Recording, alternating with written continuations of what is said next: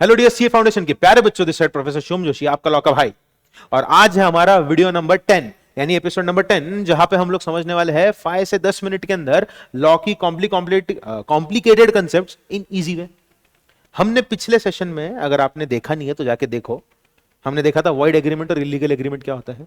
आज के सेशन में हम पढ़ने वाले हैं अनएनफोर्सेबल कॉन्ट्रैक्ट के बारे में। Before we go head, before I explain, इतना धांसू टीचर आपको मिला है तो कमेंट सेक्शन में आग तो लगनी चाहिए, क्योंकि ऐसा टीचर और कहीं नहीं मिलेगा।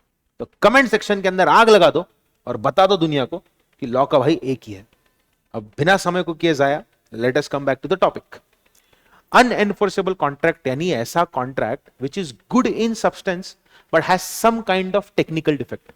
मतलब कॉन्ट्रैक्ट में किसी भी प्रकार का डिफेक्ट नहीं है, बट है, मतलब कॉन्ट्रैक्ट अपनी जगह पे बराबर है, पर उसमें किसी प्रकार की टेक्निकलिटी कंप्लीट नहीं है, इसके लिए उसको कानूनी तौर पर लागू नहीं किया जा सकता। देखो, वॉइड एग्रीमेंट अनएनफोर्सेबल होता है, इलीगल एग्रीमेंट अनएनफोर्सेबल होता है, क्योंकि उसका जो ऑब्जेक्ट है या कंसिडरेशन है वही गलत है।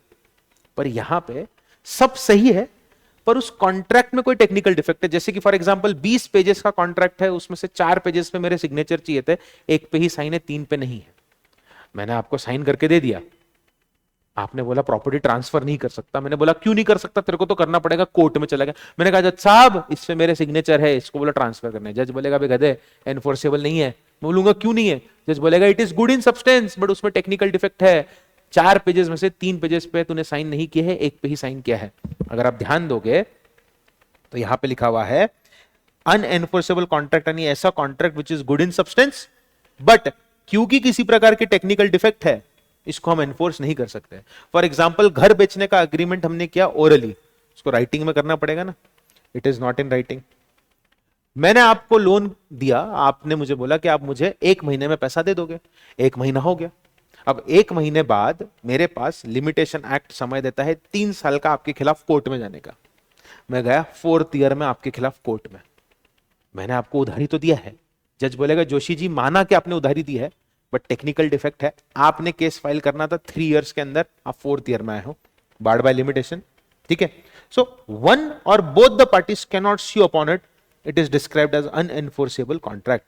आई होप दिस इज क्लियर। और अगर आप एग्रीमेंट की बात करते हो जहां पे हम ट्रांसफर कर रहे इमूवेबल प्रॉपर्टी, तो वो भी राइटिंग में होना चाहिए फॉर बीइंग एनफोर्सेबल। मतलब इमूवेबल प्रॉपर्टी बेचने का अगर एग्रीमेंट किया है तो राइटिंग में होना चाहिए। अगर राइटिंग में नहीं है तो हम उसको एनफोर्स कर नहीं सकते। I hope this is crystal clear to all the. चलो, अनएनफोर्सेबल कॉन्ट्रैक्ट समझ में आ गया, इजी है। अगला वीडियो है एपिसोड नंबर 11, जहां पे हम देखेंगे express contract, implied contract, tacit contract क्या होता है। अगर मजा आया तो लाइक, कमेंट, शेयर करना ना भूले। Subscribe to the channel, click on bell icon, क्योंकि ऑसम कंटेंट इधर ही मिलेगा। मिलते हैं अगले वीडियो में, तब तक के लिए take care everyone, bye bye.